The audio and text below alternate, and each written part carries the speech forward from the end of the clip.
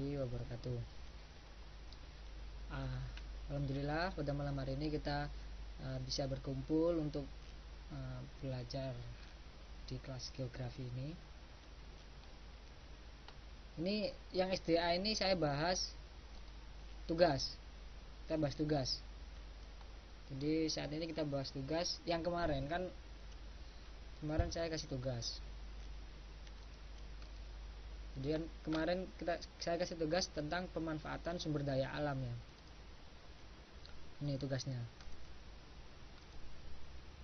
Sebutkan dan jelaskan contoh-contoh pemanfaatan 3 sumber daya alam yang disebutkan di bawah ini. Jadi pemanfaatan sumber daya alam yang dapat diperbarui, pemanfaatan sumber daya alam yang tidak dapat diperbarui, dan pemanfaatan sumber daya alam yang punya sifat gabungan. Suaranya kecil banget.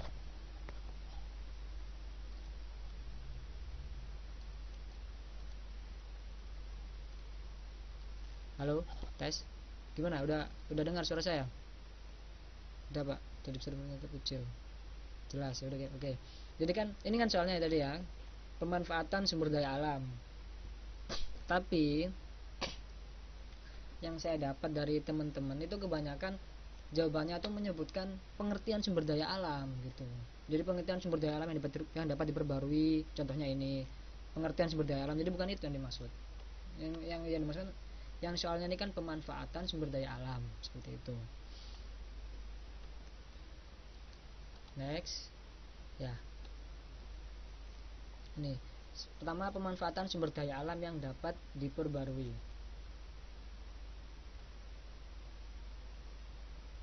Jadi ini pemanfaatan.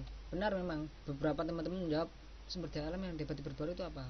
Sumber daya alam yang bila habis itu proses pengembaliannya atau proses pengadaan kembalinya itu cepat, mudah seperti itu. Makanya disebut sumber daya dapat diperbarui. Tapi tugas ini kita contoh pemanfaatannya gitu, seperti itu.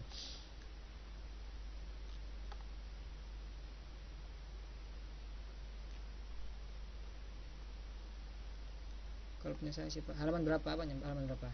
Ini ikuti aja slide saya. Ini saya ikut buku yang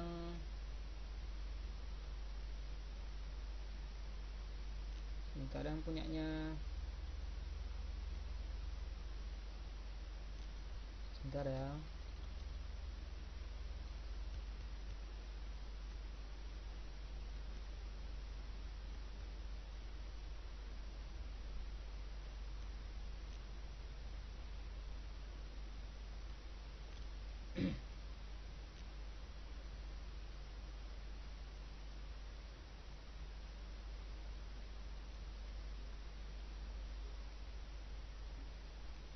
Ikut aja ya. Ini yang buku yang itu. Buku yang punyanya belum nih. Punyanya Nurmala Dewi, pengarangnya Nurmala Dewi yang jilid 2. Jadi referensi saya kan 2 kan, sudah saya kasihkan ya. Referensi saya 2, yang Nurmala Dewi sama siapa sih, Bambang Sutoyo ya masalah. Itu saya referensi saya dari situ.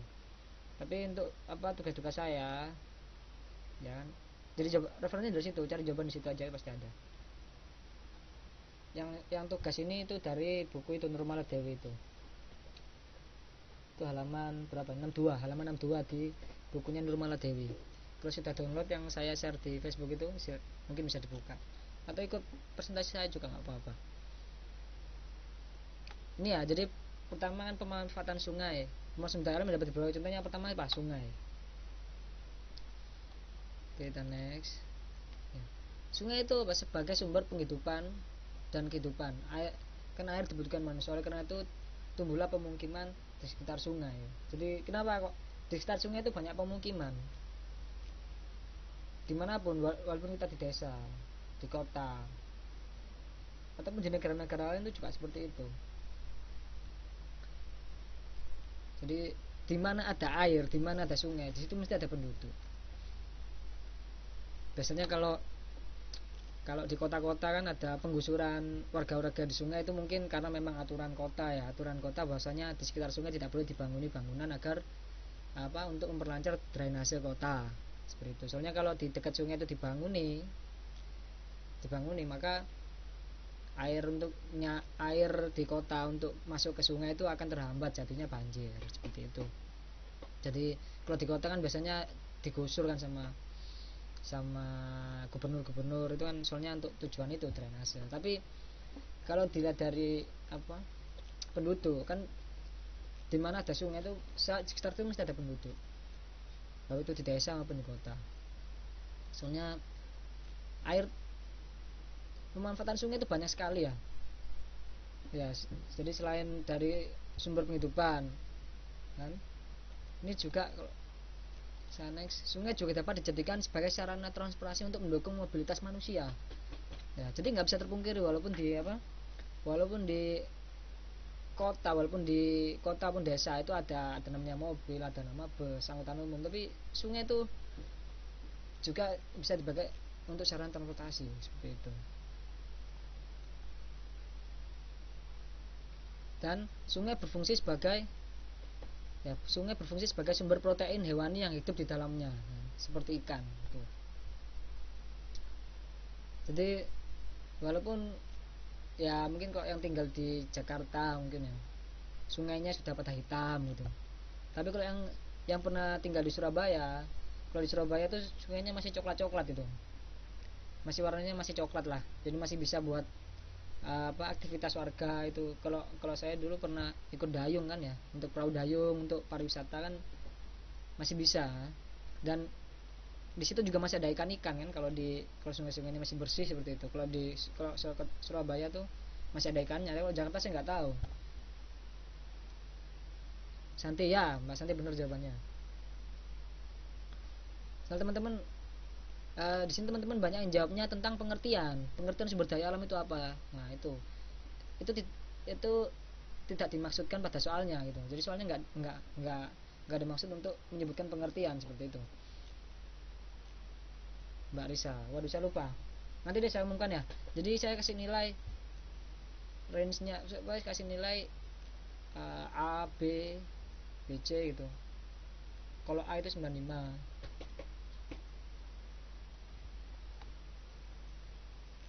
dan paling kecil nilainya 80 lah. Tugas kan untuk membesarkan nilai kan ya. Jadi jangan sampai lah tugas dikasih nilai bawah 70. Yang penting teman-teman mengumpulkan tugas gitu aja, mau ngerjakan dan mengumpulkan tugas. Minimal kalau salah itu saya kasih 80 tugasnya loh ya, bukan final nilainya. Pokoknya teman-teman mau ngerjakan tugas, kumpulkan minimal saya kasih 80 kalau tugasnya itu masih salah. Dan kalau benar ya dapat 95. Mbak Santi kayaknya saya kasih kayaknya lupa saya 95 nya benar soalnya. Mbak Risa saya lupa, nanti aja ya. Oke, saya lanjutkan. Jadi itu sebagai fungsi sebagai sumber protein hewani ada di dalamnya itu. Jadi ya sumber daya alam itu kan apa yang dimanfaatkan manusia ya. Oh ya jelas Mbak Santi, kalau ngumpulin jawabannya benar itu pasti nilainya bagus. Oke, lanjutkan. Jadi yang dimanfaatkan manusia itu ya, walaupun di kota kan kita juga memanfaatkan ikan ya. Kalau di sungai itu ada ikannya kan ya, Mbak Natila ya silakan. Kalau di kota itu ada ikannya kan enak ya.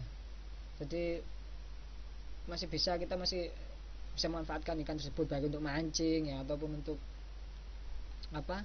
biasanya kalau di desa kan kita bikin namanya yang dijaring, yang dikasih batas itu apa namanya, lupa saya. Biasanya kalau di Lamongan kan saya lihat ya, di Bengawan Solo itu ada tambak di sungai itu apa namanya yang dikasih, pokoknya itulah.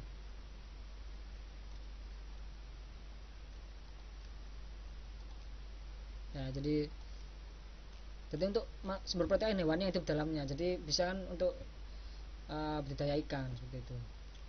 Kita lanjutkan. Dan sungai juga berfungsi untuk mengairi pertanian, irigasi.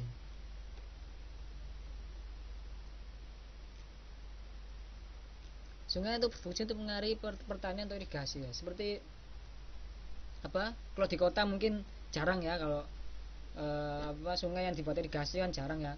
Biasanya kalau di desa itu kan dia sungainya itu air sungainya disalurkan untuk ke sawah-sawah seperti itu.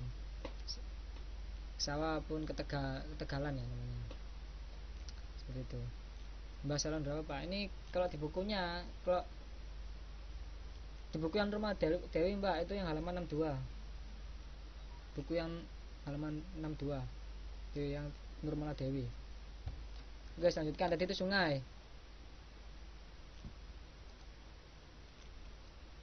Oke ya, pemanfaatan sumber daya alam yang lain ya, sumber daya alam yang dapat diperbarui, yaitu waduk ataupun danau.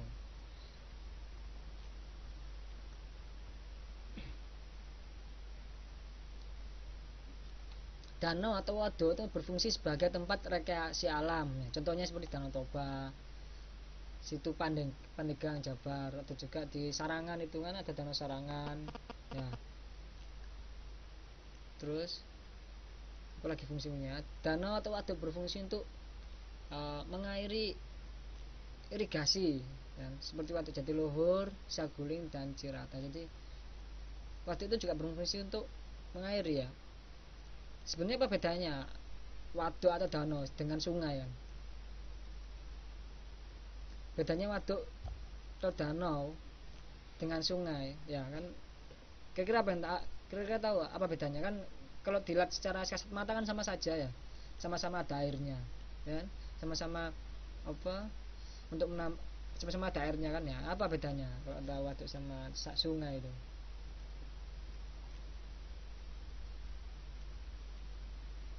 Waduk itu buatan, kalau danau itu alami. Bedanya dengan sungai apa? Kalau sungai itu zat dalamnya, kalau waduk itu buatan. Ada sungai buatan. Sungai itu nggak selalu alamiah. Ada sungai buatan juga ada. Sungai kayak di kota-kota itu sungai-sungai buatan semua loh. Di kota kan, kota kok sungai airnya mengalir ke apa ya, nggak tahu mungkin itu ya. Jadi kalau sungai itu airnya mengalir ya, mengalir. Dia tuh biasanya menuju ke hilir apa hulu ya, menuju ke laut ya. Jadi sungai itu untuk drainase. Kalau sungai kan biasanya airnya ngalir, kalau waduknya biasanya tenang ya, betul ya. Jadi itu ya bedanya sungai sama waduk. Sungai itu fungsinya sendiri ya. Sungai itu dia tuh menghubungkan antara daratan dengan laut. Jadi air yang dari darat, misalkan dari pemukiman atau dari hujan, itu dialirkan dari sungai menuju ke laut seperti itu. Karena kalau tidak ada sungai, tempat itu kan jadi banjir.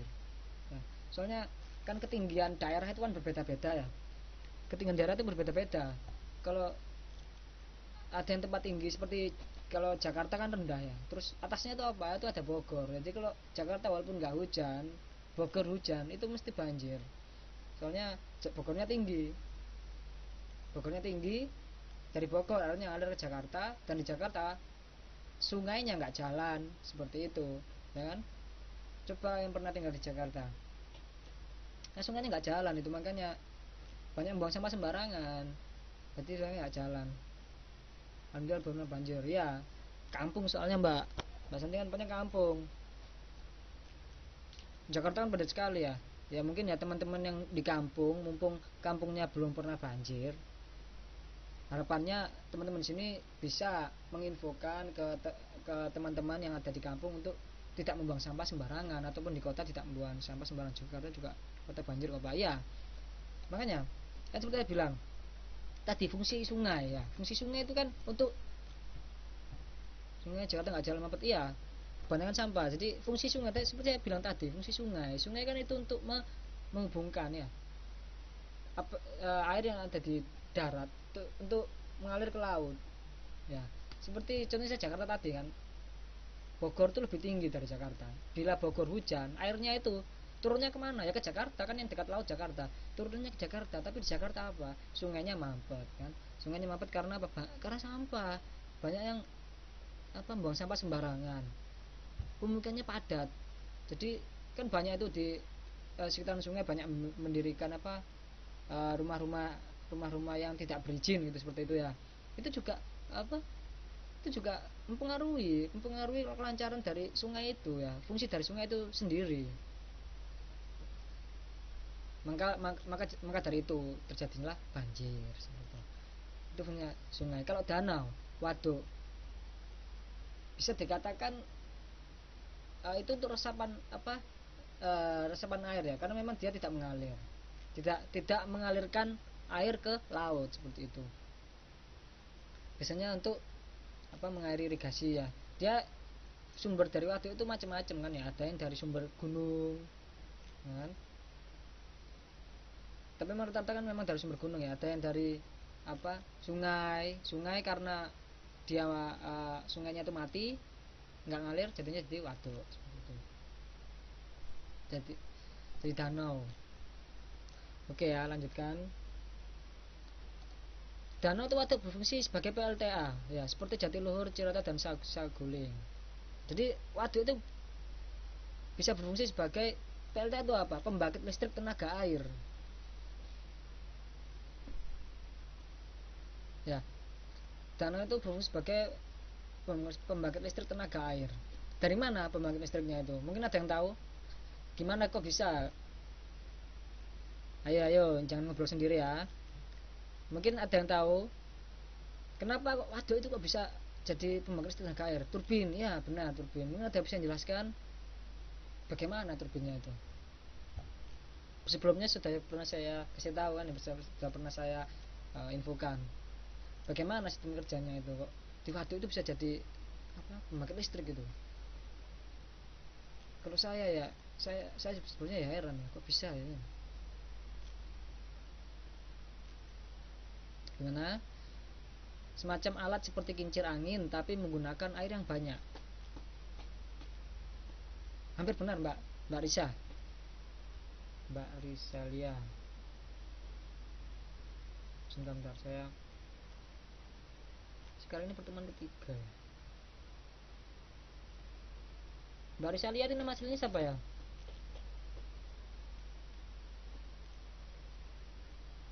Oh,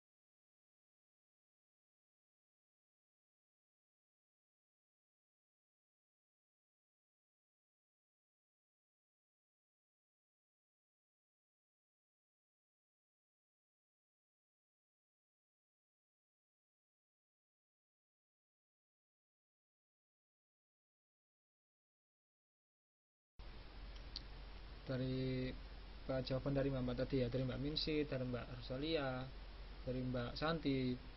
Akhirnya itu waduk Pak, itu alatnya ditaruh di tengah dan air berputar.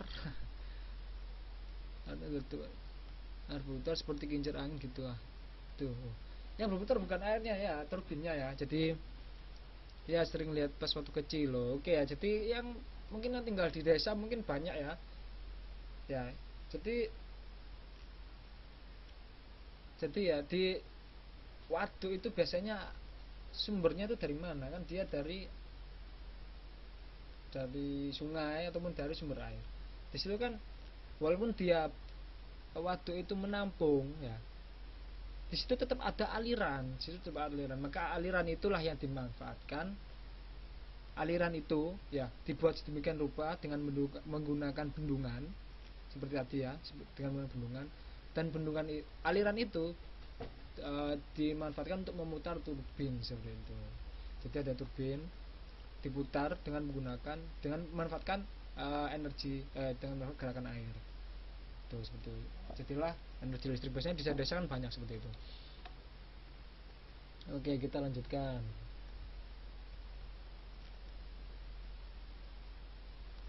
Next, selanjutnya apa? Pemanfaatan sumber daya alam.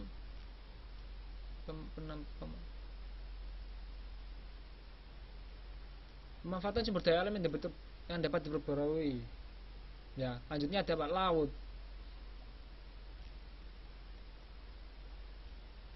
Ya, kan salah satu contohnya untuk budidaya rumput laut ya. Oh, laut juga termasuk. Iya, laut juga termasuk. Jadi apa kan, sumber daya alam yang dapat diperbarui kan ya. Pemanfaatan sumber daya alam yang dapat diperbarui. Laut itu salah satu yang bisa dimanfaat. Maksud ini kita mungkin kalau dilihat dari jenisnya ya, laut itu adalah sumber daya alam yang tidak pernah habis kan ya sebenarnya. Ya sebenarnya kan laut itu apa? Itu sumber daya alam yang tidak pernah habis kan, sebenarnya gitu kalau menurut jenisnya. Tapi di sini kita bicara apa? Kita bicara pemanfaatannya ya, kita bicara pemanfaatan sumber daya alamnya. Jadi pemanfaatan laut itu bila habis itu untuk kembalinya itu mudah seperti itu. Jadi kita ini bicara pemanfaatannya. Ini seperti ikan dan jenis sumber daya rumput laut sama garam ya, jadi seperti itu.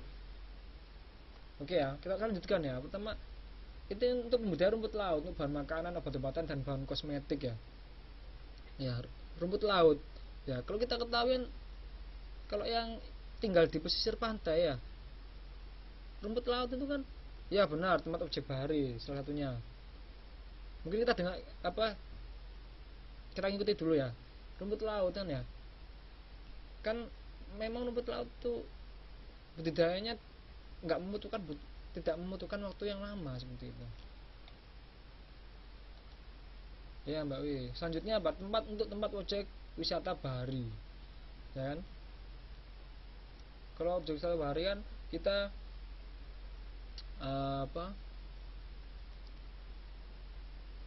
biasanya buat tempat pacaran anak muda.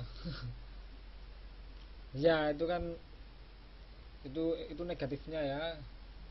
Jangan mesum ya kalau di pantai ya. Ya, jadi kan tempat untuk apa? Objek wisata bahari. Ya bisa juga untuk tenaga listrik. Seperti itu. Kita lanjutkan. Sumber protein hewani seperti ikan laut kerang ya. Jadi seperti sungai tadi bisa untuk tambak keramba namanya ya, keramba masalah ya, keramba. Itu bisa buat keramba kan ya. Pemanfaatannya seperti itu. Jadi untuk gimana kalau kita buat seperti tambak terapung di laut. Seperti tambak terapung di laut kan ya. Nah, itu bisa untuk sumber kehidupan dari ikan tersebut, ikan ataupun kerang. Oke, seperti itu. Jadi pemanfaatannya bisa contohnya seperti itu. Selanjutnya apa? Sebagai transportasi antar pulau. Lah ini yang paling penting ini. Ya, transportasi antar pulau. Kalau yang kita tahu kan, kita ke Taiwan ya, naik pesawat terbang. Ada nggak yang ke Taiwan naik kapal laut? Mungkin nggak ada ya, karena lama sekali mungkin ya. Sekarang kita mengenal, kalau teman-teman tahu, sekarang kita mengenal transportasi itu banyakkan udara ya, yang paling nyaman ya, paling cepat, paling nyaman, dan harganya nggak jauh beda ya. Kita pakai pesawat. Tapi di sini kenapa kok disebutkan sebagai transportasi antar pulau? Kalau saya kan sekarang belajar laut ya. Saya di sini itu belajar tentang laut ya, tentang perkapalan, tentang kelautan. Jadi kalau saya boleh bilang, kapal laut, transportasi antar pulau dengan menggunakan laut itu tidak bisa dipungkiri ya, bahwa transportasi laut itu tidak akan tergantikan dengan transportasi udara. Contohnya apa? Pengiriman barang, ya. Jadi contohnya apa? Pengiriman barang, ya bisa membawa banyak. Kelemahannya pesawat apa? Kalau kelemahan pesawat itu, dia tidak bisa membawa barang-barang seperti kita tahu sendiri apa, ekspor impor. Barang-barang ekspor impor itu nggak bisa dibawa dengan pesawat. Kalau kita mau ekspor, misalkan kita mau ekspor 1 kontainer apa bawang goreng, misalkan aja kita mau ekspor ke luar negeri getuk 1 kontainer, mau dibawa pakai pesawat ya tiba pesawat deh. Jadi gitu ya. Jadi itulah kenapa kok getuk impor ya. Misalnya contoh kan Indonesia kan getuk kan dari Indonesia ya, kita bisa impor kan, yang bisa buat getuk kan impor. Tapi impor 1 kontainer apa 2 kontainer, kontainer itu kan besar ya. 1 kontainer ya mau dibawa dengan pesawat ya ambruk, pesawat ya roboh logur. Jadi maka dari itu kapal laut itu tidak bisa tergantikan ya. Kalau kita mau membawa getuk 1 kontainer dengan menggunakan kapal laut, ya contohnya transportasi antar pulau kapal laut, penyeberangan dari pulau Kalimantan ke pulau Jawa, ya contohnya seperti itu, ataupun dari satu negara ke negara lain. Jadi transportasi laut itu tidak bisa tergantikan sebenarnya ya, walaupun sekarang ada pesawat yang lebih nyaman, karena pesawat sekarang itu pesawat itu hanya mengakomodasi orang ya, seperti itu, orang, dan bawaannya bawa tas kecil itu, seperti itu. Jadi itulah salah satu pemanfaatan sumber daya alam laut ya. Oke, lanjutkan ya. Selanjutnya itu gelombang dan arusnya dapat digunakan untuk tenaga listrik ya, seperti Mbak Minsi Mbak Minsi tadi ya bilang bahwasanya gelombang dan arusnya dapat digunakan untuk tenaga listrik. Ada yang tahu nggak? Ayo, bagaimana kok gelombang dan arus laut itu bisa digunakan untuk tenaga listrik? Ada yang tahu nggak? Kalau tadi kan waduk ataupun sungai, ya kalau dibendung dan dibuat aliran deras, itu bisa memutar turbin. Bagaimana kalau laut? Sopo sing kabeh arep bendung laut? Nah, ayo kan. Ayo, mungkin ada yang tahu seperti apa? Kenapa kok gelombang dan arus laut bisa digunakan untuk tenaga listrik? Seperti apa? Sampai ada yang tahu? Oh ada, Mbak Risa ada.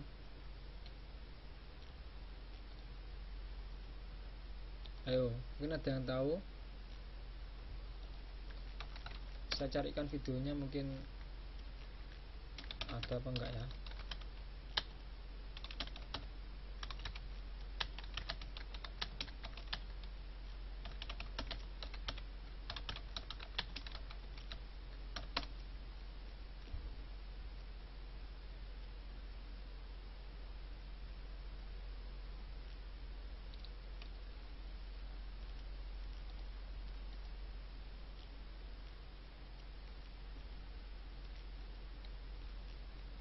Gimana, ada yang tahu?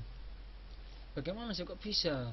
Ya, kok bisa gelombang laut itu jadi tenaga listrik, gimana sih?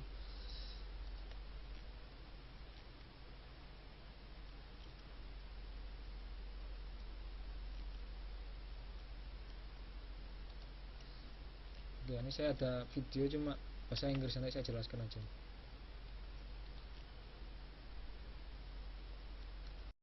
Mungkin cari tahu jawabannya dulu. Saya mau ke toilet bentar ya. Nanti saya kasih tahu videonya. Aduh. Bentar, saya ke toilet dulu bentar ya.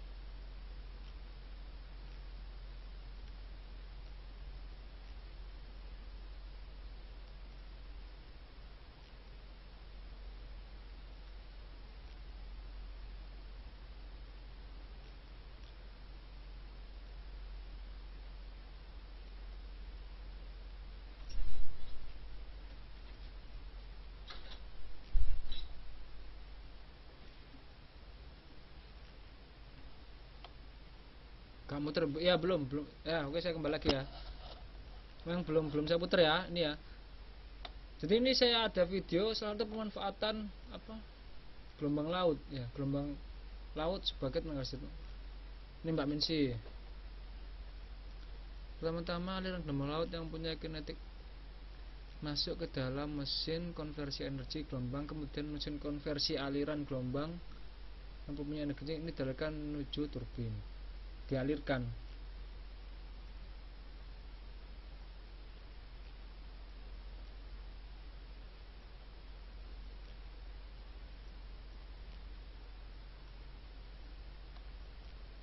Batas pembangkit listrik tenaga pasang surut ini merupakan pembangkit yang menggunakan metode pembuatan dam pada hulu sungai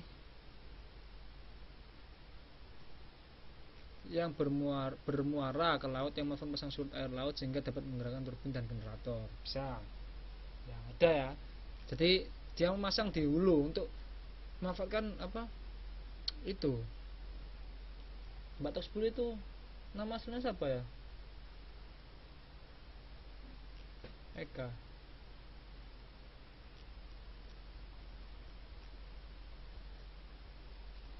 Saya bingung ya kalau nama-namanya apa samaran semua ya. Kalau belum. Oke ya, ini saya tunjukkan ya. Ada video tentang pemanfaatan gelombang laut tenaga listrik ya. Mungkin bisa dilihat ya.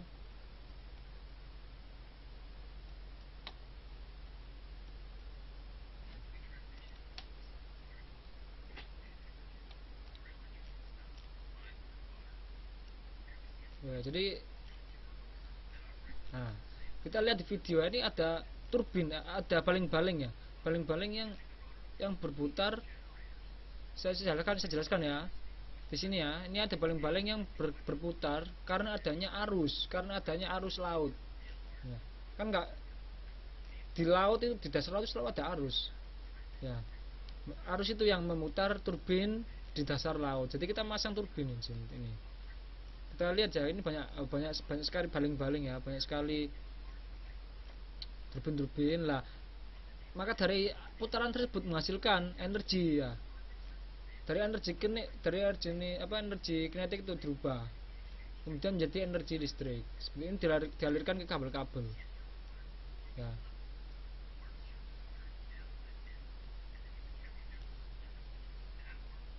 Nah, ini dia dikonversi. Jadi dari gerakan turbin yang dihasilkan karena adanya arus laut yang memutar turbin tersebut akhirnya menimbulkan energi yang berubah menjadi energi listrik seperti itu. Saya oke, lanjutkan lagi. Next.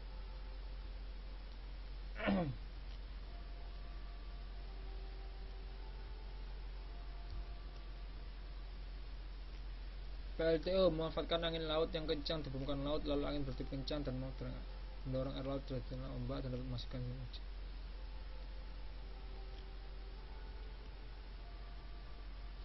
Kalau yang di saya tadi itu memanfaatkan arus laut ya. Seperti itu. Ada 3 alat ya Pak. Yang mana video tadi? Alatnya itu tadi ya, dia ada turbin kan ya, ada seperti baling-baling kan ya. Dia berputar karena adanya arus laut ya, karena adanya arus laut.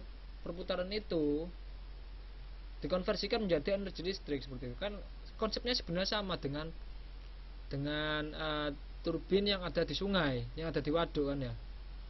Tapi kelemahannya kalau tidak ada ombak, ya nggak dapat energi tuh Mbak. Ombak tadi itu arus laut, beda ya. Ombak sama arus laut beda ya.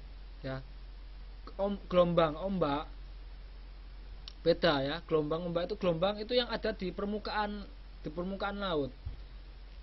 Gelombang itu tidak selalu ada, tapi arus itu mesti ada ya. Kalau di laut ya, di tengah laut itu arusnya selalu ada, cuma kecepatan arusnya itu yang berbeda-beda tergantung pasang surutnya ya. Misalnya saat pasang surut itu arusnya maka berbeda-beda. kalau arus di Indonesia ada apa?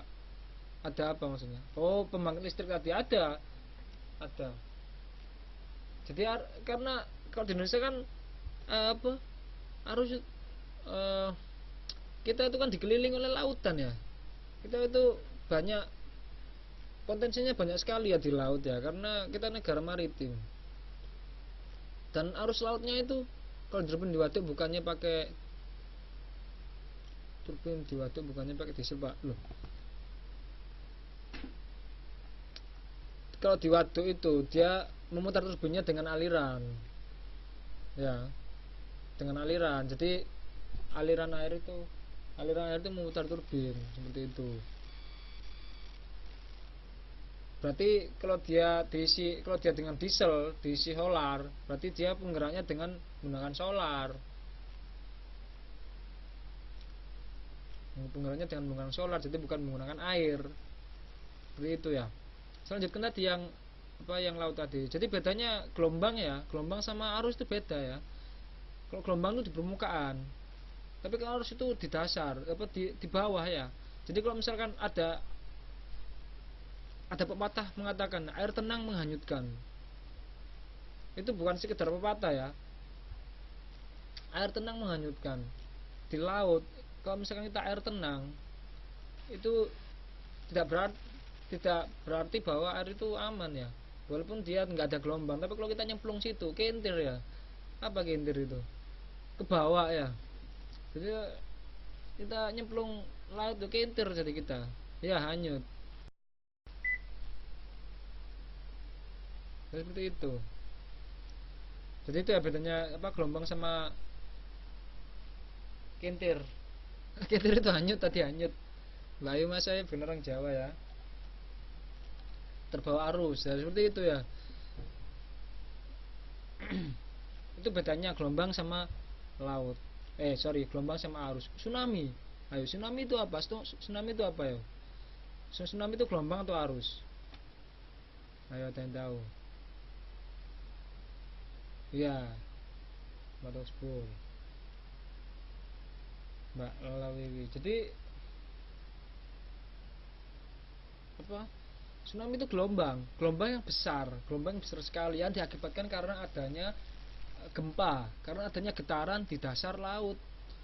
Jadi kalau dasar laut itu ada lempeng, terus lempengnya itu bergeser. Jadi gampangannya jangan bilang lempeng ya, gampangannya aku lemai, tanahnya ya akibat pergeseran lempeng laut. Mungkin kita gampangnya tanah di dasar laut ada pergeseran ya, ada geser, dan pergeseran itu mengakibatkan gempa, getaran. Dan nggak hanya pergeseran lempeng laut, bisa juga karena meletusnya gunung, meletusnya perut bumi yang ada di dasar laut. Jadi nggak hanya Gunung Merapi, nggak hanya gunung-gunung ya yang bisa meletus terus gempa. Di dasar laut itu juga ada perut bumi ya, juga ada gunung. Kalau dia meletus di situ, gempa dan mengakibatkan gelombang besar. Gelombang besar itu akhirnya terjadi tsunami. Seperti itu. Oke ya, mungkin saya lanjutkan ya. Ini kita lanjutkan lagi ya. Salah satu pemanfaatan sumber daya alam yang dapat diperbarui yaitu sinar matahari, suhu, dan angin. Ya, kalau mungkin teman-teman ini bertanya ya, kenapa kok dia masuk dalam sumber daya alam yang diperbarui? Kita di sini berbicara pemanfaatannya. Kalau dilihat dari jenisnya, ya, kalau dilihat dari jenis sumber daya alamnya, bahwa sinar matahari, suhu, dan angin itu termasuk sumber daya alam yang selalu tersedia, sumber daya alam yang tidak pernah habis. Tapi kita di sini berbicara pemanfaatannya, bahwa pemanfaatan sinar matahari, pemanfaatan suhu, pemanfaatan angin itu masuk dalam kategori yang dapat diperbarui. Jadi bila pemanfaatannya itu habis, maka pengembaliannya itu cepat, seperti itu. Jadi kita di sini bicara pemanfaatannya. Oh ya Mbak Alin, dan kali usahakan jangan telat ya. Bagaimana proses motor tenaga surya? Kemarin sudah saya jelaskan. Motor tenaga surya saya kasih videonya.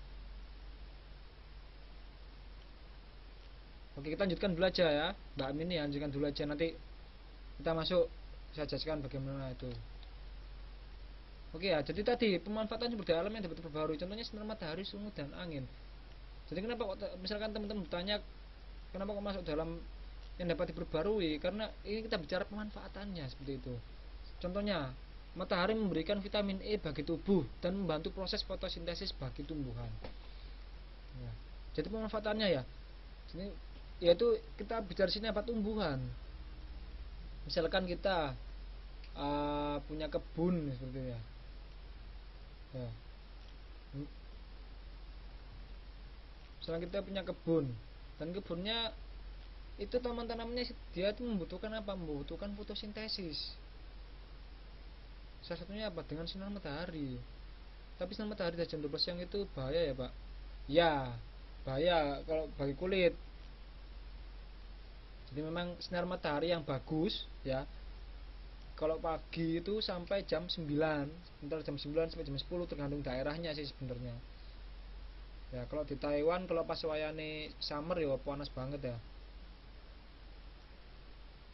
Itu tergantung daerahnya ya. Tapi kalau di Indo itu rata-rata sampai jam 9 atau sampai antara jam 9 dan jam 10 itu panas matahari bagus untuk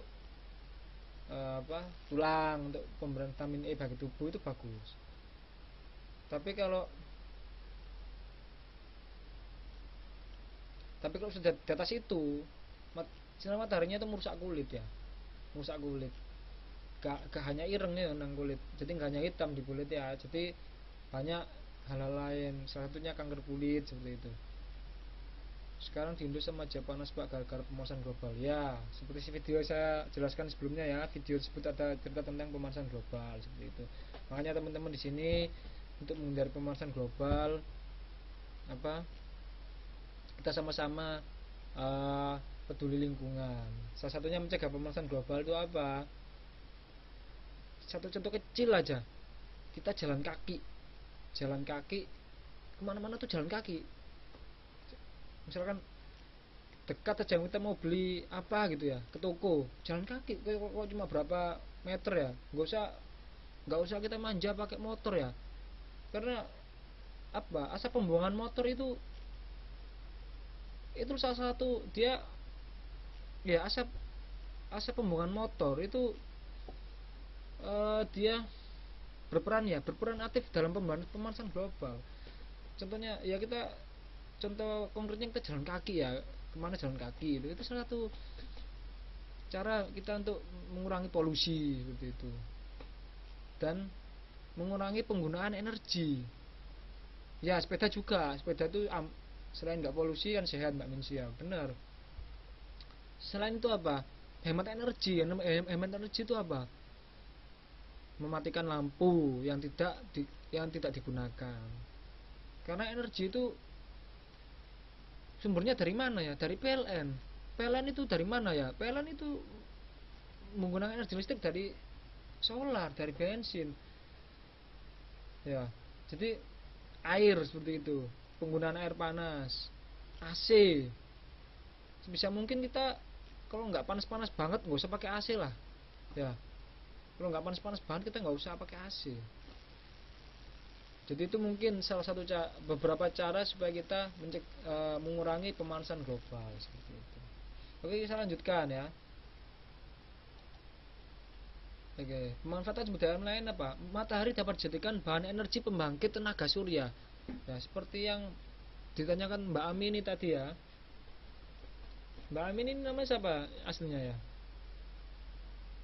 Di sini panas dikit pakai AC Pak. Lah itu makanya panas dikit pakai AC kan manja ya. Oh asli Amin nih. Oh iya ya. Jadi itu ya, panas dikit pakai AC itu kan selain itu boros buat diri kita sendiri ya. Oke ya, itu mungkin salah satu kendala, mungkin bos ya kendala. Tapi kan apa salahnya kalau kita memperingatkan bos-bos itu nggak pakai bahasa Congguan, saya kan juga nggak lancar Congguannya. Jadi itu salah satu keuntungannya kalau kita nggak boros pakai AC kan kita hemat ya, benar, kita nggak buat kita sendiri boros. dan apa itu untuk mengurangi energi yang kita pakai itu loh, membosankan energi. Seperti itu. Kita lanjutkan tadi ya, matahari dapat dijadikan bahan energi pembangkit tenaga surya ya. Seperti video yang saya kasih terangkan kemarin ya, bahwa jadi banyak sekali sekarang ya kampus-kampus itu membuat panel-panel surya, di mana panel-panel surya itu digunakan untuk apa? Untuk menerima sinar matahari ya, sinar matahari, dan kemudian sinar matahari itu dikonversi menjadi energi listrik ya. Kalau sekarang di ITS itu teman-teman dari ITS itu banyak yang membuat mobil tapi gak nggak bensin kan, pakai apa? Pakai matahari dia. Jadi ada baterainya itu dicas dengan menggunakan cahaya matahari. Mungkin yang teman-teman tahu kalkulator yang dijemur itu, yang tenaga surya itu hampir sama seperti itu konsepnya. Jadi ada panel surya yang digunakan untuk mengonversi energi dari sinar matahari menjadi energi listrik. Seperti itu. Ya kalau saya jelaskan panelnya itu seperti apa komponennya ya, saya juga nggak belajar itu, sulit ya. Maksudnya kalau belajar itu waduh, bisa 1 tahun ya. Jadi itu IPA ya Pak ya. Mobil saya di Indo juga nggak pakai pertamax tapi pakai di kayu. Oke ya, selanjutkan. Jadi mungkin itu ya menjawab pertanyaan dari Mbak Ami ini tadi ya, bahwa jadikan pembangkit tenaga surya seperti itu. Selanjutnya apa manfaat perbedaan suhu, perbedaan dalam menentukan jenis tanaman dalam hal bercocok tanam. Oke, next. Manfaat angin dalam kehidupan manusia sebagai pembawa uap air sehingga dapat mendistribusikan hujan ke setiap wilayah sebagai media pengering dan membantu proses penyerbukan tanaman. Oke, seperti itu. Jadi ini salah satu manfaatannya. Oke, selanjutnya pemanfaatan sumber daya alam yang tidak dapat diperbarui. Oke ya, ini ada sumber daya energi dan sumber daya mineral. Ya, terus sumber daya energi itu apa? Contohnya apa? Minyak bumi, ya kan? Minyak bumi dapat diolah kembali dan menghasilkan bahan bakar yang kita kenal selama ini adalah minyak tanah, diesel, premium, solar ya. Maka kita sebut sumber daya energi karena apa?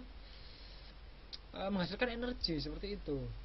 Selanjutnya apa? Batu bara digunakan untuk keperluan industri dan pembangkit listrik tenaga uap dan pembakaran batu gamping serta genting ya. Jadi untuk pembakaran batu bara ya. Tapi kita sebutkan apa? Pemanfaatan sumber daya alam yang tidak dapat diperbarui, karena pemanfaatannya ini kan menggunakan bahan-bahan yang bila habis itu sulit dan waktunya sangat lama untuk memperbarui seperti itu. Jadi kita bicara pemanfaatannya ya. Ya, gas alam selanjutnya, benar Mbak Minsi. Ada 2 macam gas alam yang diperdagangkan di sini kan. Ada LPG yang biasanya buat masak-masak atau kan ya, ada LNG ya. LPG itu apa? Liquefied petroleum gas. Yang biasanya dibuat ibu-ibu rumah tangga itu ya. Oke ya. Jadi prosesnya itu setelah melalui pengeboran, gas ini tersimpan dan dicairkan dalam bentuk liquefied natural gas. Itu LNG itu mentahnya ya, gas mentahnya. Ya. Kemudian diproses menjadi LPG seperti itu. Kita lanjutkan. Selanjutnya apa? Sumber daya. Sekarang banyak orang memanfaatkan gas dari kotoran sapi. Oh ya, itu masuk. Kalau gas dari kotoran sapi itu masuk apa dia? Dia masuk pemanfaatan sumber daya alam yang dapat diperbarui seperti itu. Karena apa? Pemanfaatannya menggunakan barang-barang yang prosesnya mudah tuh ya, yang dapat diperbarui, benar Mbak Tesbul, seperti itu ya. Lanjutkan, sumber daya alam, sumber daya mineral. Apa sih contohnya sumber daya mineral? Contohnya emas. Ya, emas banyak digunakan orang untuk perhiasan, bahan penyepuh, membuat huruf, fotografi, menambal, melapisi gigi ya, perkakas laboratorium, sintetik fiber, bahan sintetik ya, dan juga untuk termokoplos dan sebagainya. Selanjutnya apalagi perak ya, mineral, sumber daya mineral. Perak bisa dikatakan merupakan saudara kembar emas. Perak banyak digunakan untuk membuat campuran-campuran logam, solder, keramik seperti itu. Lanjut lagi, apa lagi? Ada intan. Ya, intan jadikan orang untuk perhiasan. Selain untuk perhiasan, intan digunakan pada pahat diamond drilling. Drilling, tahu nggak drilling? Drilling itu ngebor tanah, itu drilling. Jadi kalau kita membuat lubang dengan ngebor, nah itu matanya itu dari intan. Matanya itu dari diamond, dari intan ya. Karena intan itu keras sekali ya. Ya, seperti itu. Roda gerinda, gergaji, pahat alat bor untuk memotong dan menggosok batu permata sebagai alat untuk memotong kaca, seperti itu. Kita lanjutkan. Tembaga digunakan untuk kabel-kabel listrik ya. Kalau teman-teman lihat kabel-kabel listrik di sekitar teman-teman ya, di sekitar teman-teman siswa ini, itu dalamnya, kalau di luarnya kan karet atau plastik ya, itu dalamnya itu adalah tembaga. Dan itu jangan dipegang. Kalau tembaga itu jangan pegang, setrum sampean.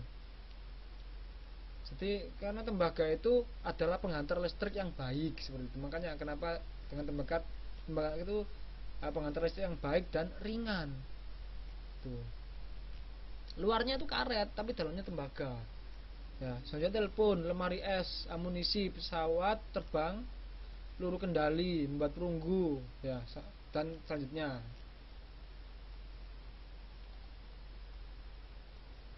Dan sumber mineral yang lain apa? Bauksit. Ya, biji bauksit jika diproses dengan benar maka akan menghasilkan aluminium. Dari aluminium inilah logam aluminium dibuat. Ya, aluminium contohnya apa?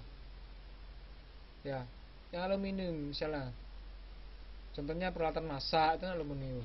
Kenapa menggunakan aluminium? Karena aluminium itu penghantar panas yang cepat dan ringan aluminium itu. Ya, alat dapur. Oke, seperti itu ya. Itu selalu contohnya. Terus apa lagi di sini? Batu gamping. Ya. Batu gamping digunakan untuk bahan bangunan seperti serbuk, kapur, pengeras jalan, bahan pembuat semen. Ya, seperti itu. Kemudian apa lagi?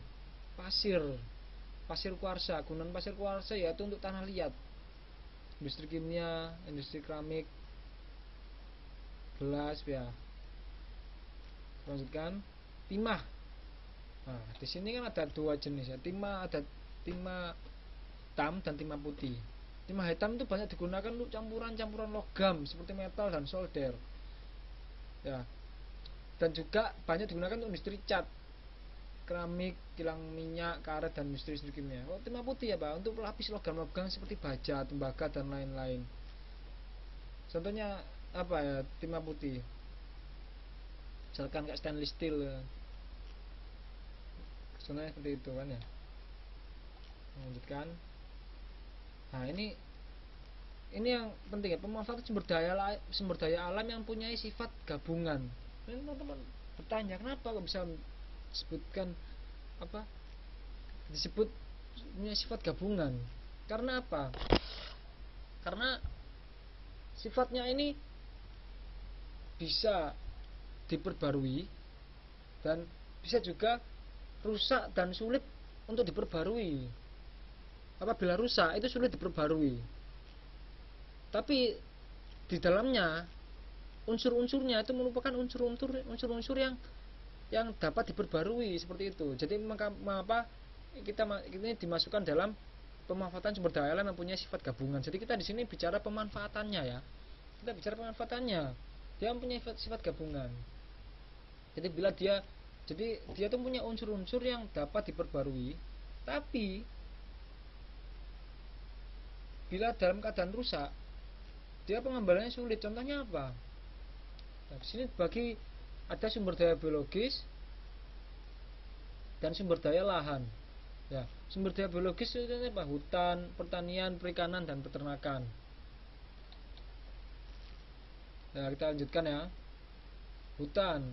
Adapun pemanfaatan hutan sebagai berikut. Hutan sebagai sumber plasma nutfah. Ya. Jadi kenapa kok hutan itu masuk dalam sumber daya alam yang bersifat gabungan?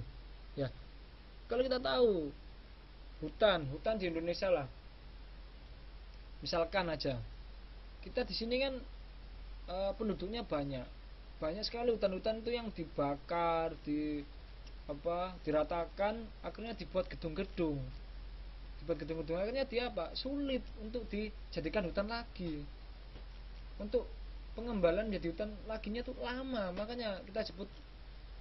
Tapi unsurnya apa? Unsur dalamnya itu adalah unsur-unsur yang dapat diperbarui, contohnya pohon, kan seperti itu. Makanya kita sebut gabungan. Apalagi manfaatnya itu sebagai pengatur tata air, hutan sebagai sumber bahan makanan dan obat-obatan, sebagai pengatur iklim mikro ataupun makro. Ya, mikro itu yang berpengaruh langsung dari hutan tersebut.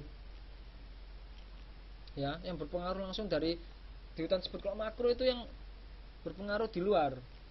Ya, yang berpengaruh dari lingkungan sekitarnya. Contohnya apa? Misalkan kebijakan pemerintah gitu, seperti itu. Itu makro.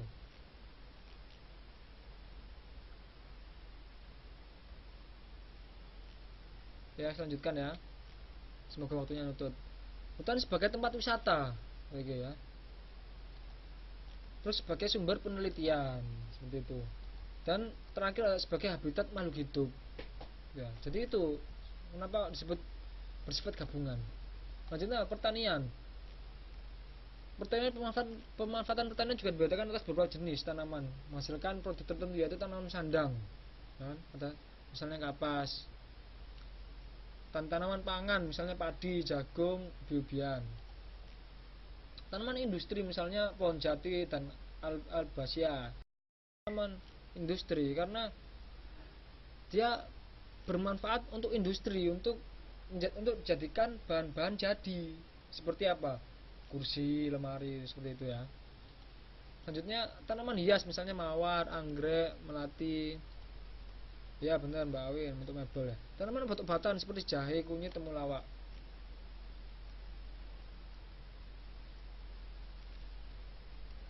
Ya, ini penguatan sumber daya alam yang punya sifat gabungan. Contohnya lagi apa? Perikanan dan peternakan. Kenapa kok perikanan dan peternakan ini masuk dalam dalam bersifat gabungan, walaupun di dalamnya adalah unsur-unsur yang dapat diperbarui, misalnya hewan. Karena contohnya aja, misalkan perikanan ya, perikanan di Jakarta. Ayo coba, sungai-sungai di Jakarta itu siapa yang bisa bikin tambak di sungai Jakarta? Sungai ini ireng-ireng kok ngono, nggak ada yang bisa ya. Dan untuk mengembalikan sungai tersebut gimana? Sulit, sudah hitam, sudah kotor, dan membutuhkan waktu yang sangat lama. Makanya ini disebut gabungan, seperti itu. Oke, kita lanjutkan lagi. Contohnya apa? Diberikan sumber pangan, sumber sandang, sumber obat-obatan, peliharaan. The class will be end in 5 minutes. Oke ya, kelasnya ini udah mau selesai, tinggal 5 menit lagi. Dan ini apa? Sumber daya lahan ya. Sumber daya lahan itu seperti yang saya bilang tadi, lahan itu dia masuk dalam gabungan karena dia bila rusak sulit untuk mengembalikannya. Seperti ini ya, lahan sebagai suatu satuan dari jumlah sumber daya alam yang tetap dan terbatas dan mengalami kerusakan dan atau penurunan produktivitas, seperti itu.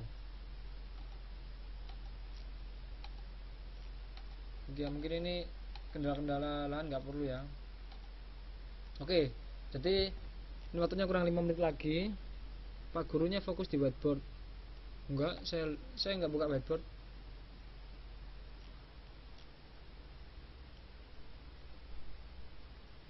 Oke ya, jadi pertemuan hari ini adalah kita membahas tugas. Pertemuan besok selanjutnya kita akan masuk ke pokok pembahasan tentang lingkungan hidup, tentang pemanfaatan lingkungan hidup ya. Ini ya, lingkungan hidup. Pak, nggak ada suaranya. Halo, dengar suara saya?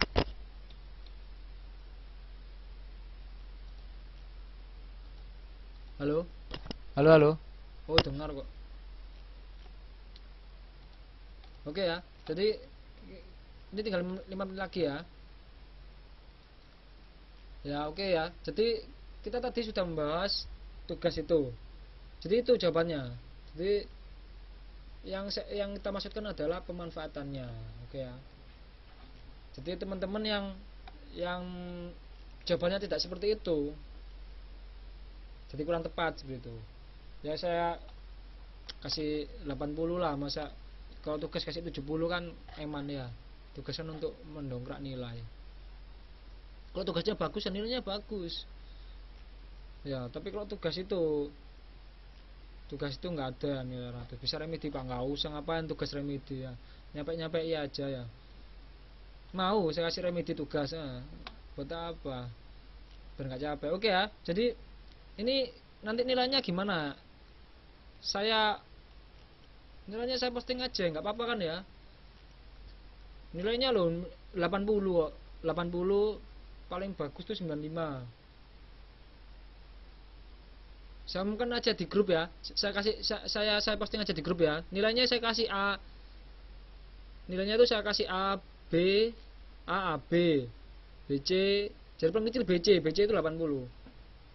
Jangan Pak terngiri loh.